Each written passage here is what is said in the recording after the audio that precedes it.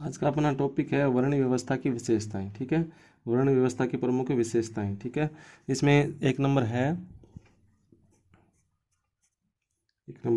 गुण और कर्म पर आधारित 4 वर्णों की व्यवस्था। गुण और कर्म पर आधारित वर्णों की व्यवस्था। वर्णों की व्यवस्था। वर्ण कौन कौन से हैं? ब्राह्मण, क्षत्रिय, वैश्य और शूद्र।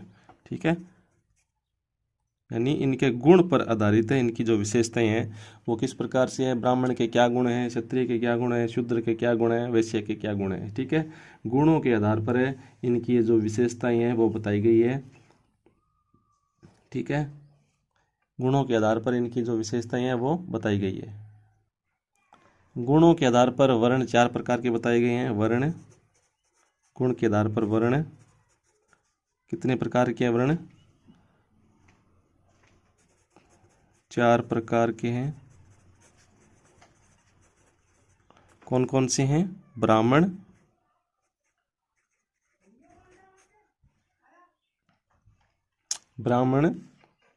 क्षत्रिय, वैश्य और शूद्र, यानी वर्णों को 4 वर्णों के ये 4 प्रकार हैं। सबसे पहले पढ़ेंगे ब्राह्मण। सबसे पहला है ब्राह्मण वर्ण। ठीक है, सबसे पहला है ब्राह्मण। ठीक है, और कहते हैं कि इंद्रिय संयम, इंद्रिय संयम ब्राह्मण का प्रमुख धर्म बताया गया। ब्राह्मण का प्रमुख धर्म बताया गया है। ठीक है, गया है, यानी ब्राह्मण का प्रमुख धर्म कौन सा है? यानी संयम। ठीक है, संयम आज ब्राह्मण का प्रमुख धर्म बताया गया है। और क्या है इसके अलावा ब्राह्मण के कार्य कौन कौन से हैं? वेदों का अनुशीलन, तप, अध्ययन, अध्यापन, यज्ञों को संपन्न करवाना, मांगलिक कार्य करवाना, ये सारे के सारे क्या है? ब्राह्मणों के कार्य हैं। और ब्राह्मणों के 6 कर्तव्य बताए गए हैं, यानी ब्राह्मण वर्ण पढ़ रहे हैं, यानी ब्राह्मणों के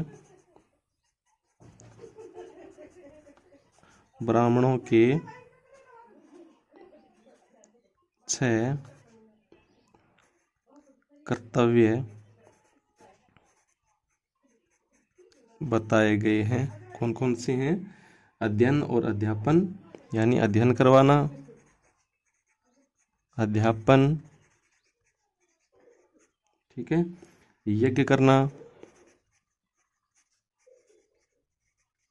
ठीक है, दान देना और दान लेना, दान देना और दान लेना, ये किसके कार्य है? ब्राह्मण के कार्य है। ठीक है, हम पढ़ रहे हैं वर्ण व्यवस्था की विशेषताएं। ठीक है, वर्ण कितने प्रकार के? 4 प्रकार के, ब्राह्मण वर्ण, क्षत्रिय वर्ण और वैश्य वर्ण। ठीक है, इसमें हमने पढ़ लिया ब्राह्मण वर्ण। ब्राह्मण वर्ण के कार्य हमने पढ़ लिए। ठीक है, और क्या है? ब्राह्मण के ये सभी कार्य मनुष्य के यानी स्वतः गुण पर आधारित है। ठीक है, ये सभी कार्य मनुष्य के सतो गुण पर आधारित है, सतो गुण पर आधारित है। ठीक है, ये आगे ब्राह्मण वर्ण के कार्य। इसके बाद में है क्षत्रिय। इसके बाद में क्षत्रिय। क्षत्रियों के प्रमुख कर्तव्य कौन कौन से हैं? प्रमुख कर्तव्य कौन कौन से हैं? परोपकार करना, यानी लोगों की भलाई करना, परोपकार करना, और प्रजा की रक्षा करना, प्रजा की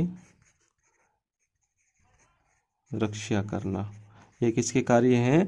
क्षत्रिय के कार्य हैं। और क्या है? युद्ध में वीरता दिखाना,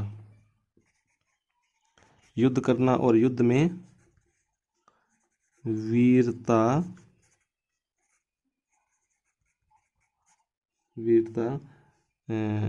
दिखाना, वीरता दिखाना, ये कार्य है क्षत्रियों के। और क्या कहा गया? मनुस्मृति में यह कहा गया है कि मनुस्मृति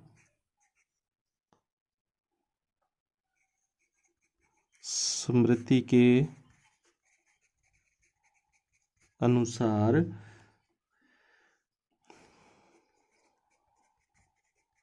क्षत्रियों के प्रमुख कर्म है प्रजा की रक्षा करना, प्रजा की रक्षा करना, ठीक है, प्रजा की रक्षा करना। और कौन सा कार्य है? दान देना,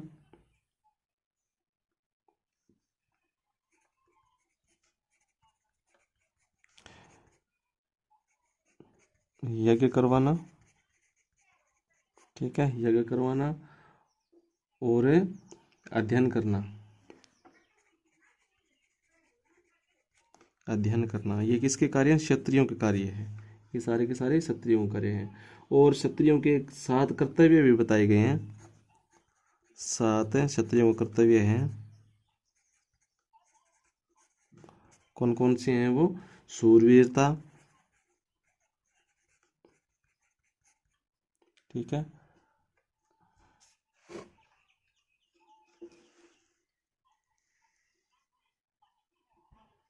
क्षत्रियों के 7 कर्तव्य हैं। शूरवीरता, तेज, धैर्य, चतुरता, तेज, धैर्य, चतुरता और युद्ध से न भागना, युद्ध से न भागना, दान देना, ठीक है, दान देना और निस्वार्थ भाव से प्रजा का पालन करना, और निस्वार्थ भाव से प्रजा की सेवा करना। ये सारे के सारे किसके कार्य हैं? क्षत्रियों के, ठीक है, ये सारे के सारे क्या है? क्षत्रियों के, ठीक है, ये सारे के सारे कार्य है क्षत्रियों के। क्षत्रिय क्या विशेषताएं हैं इनकी? क्षत्रियों के क्या कर्तव्य हैं? शूरवीरता और तेज, धैर्य, चतुरता, युद्ध से न भागना, दान देना, निस्वार्थ भाव से प्रजा की सेवा करना। ये सारे के सारे क्या क्षत्रियों की विशेषताएं हैं, ठीक है, ये सारे के सारी क्षत्रियों की विशेषताएं हैं। इसके बाद में तीसरा वर्ण आता है। तीसरा वर्ण कौन सा है? वैश्य।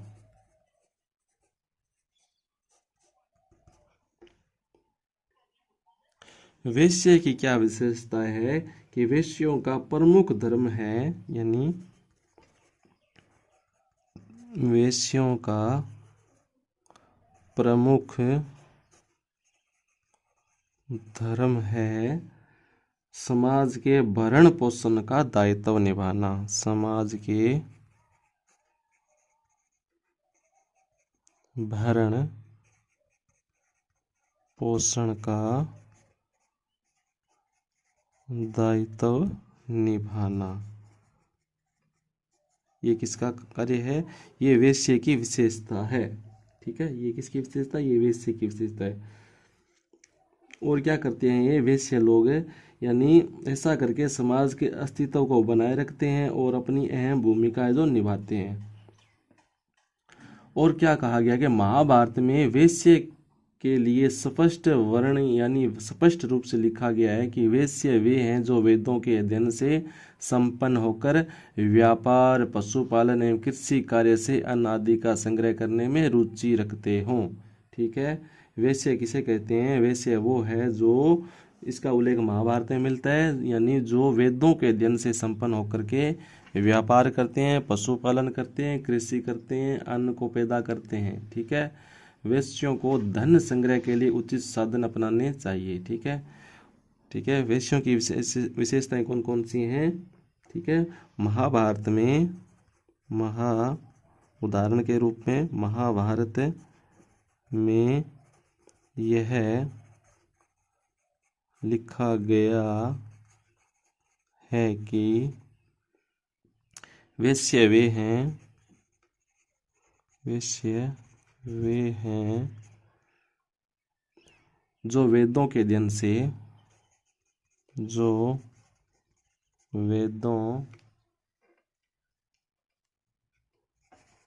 के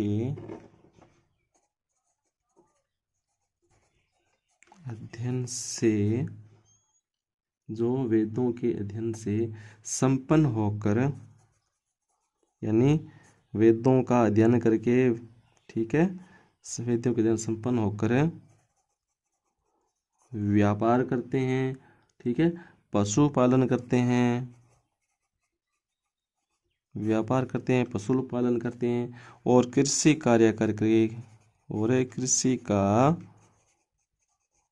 करके अन्न पैदा करते हैं, अन्न पैदा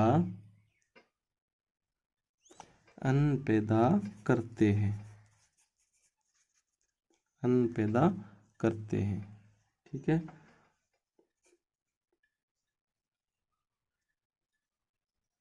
और क्या मनुस्मृति में एक और इनका उदाहरण मिलता है। मनुस्मृति के अनुसार वेश्यों की विशेषताएं हैं पशुओं की रक्षा करना, दान देना, यज्ञ करना, अध्ययन करना, व्यापार करना, ब्याज पर धन देना एवं कृषि करना वेश्यों की प्रमुख जो विशेषताएं हैं। मनुस्मृति के अनुसार वेश्यों की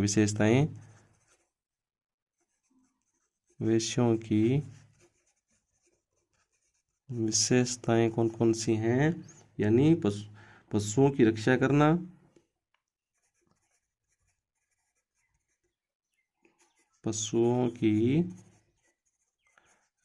करना, ठीक है, पशुओं की रक्षा करना, दान देना,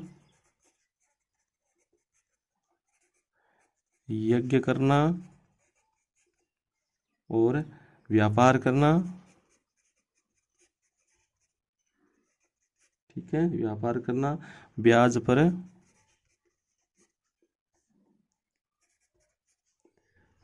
पर धन देना एवं कृषि करना,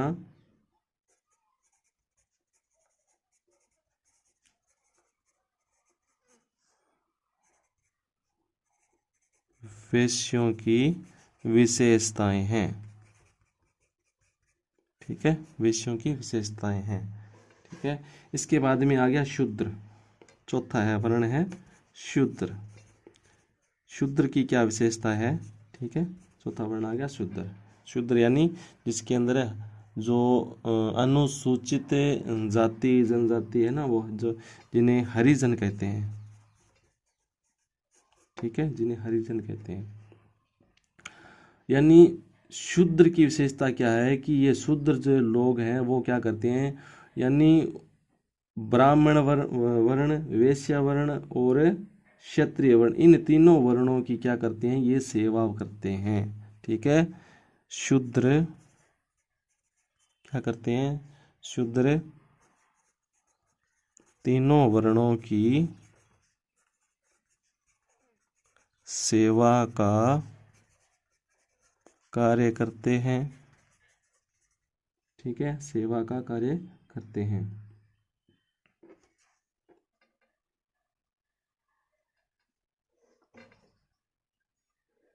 और क्या कहा गया है शूद्र के लिए, शूद्र के लिए यह कहा गया है,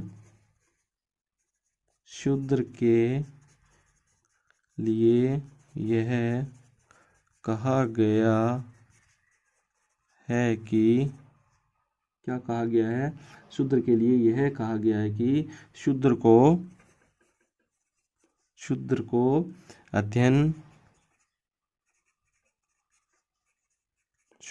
अध्ययन, धन संग्रह,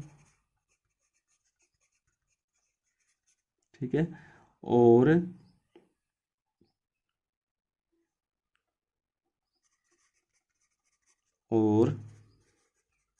अन्य वर्णों की तरह व्यवसाय नहीं अपनाने चाहिए। ठीक है, ये है किसकी विशेषता? शूद्र की विशेषता।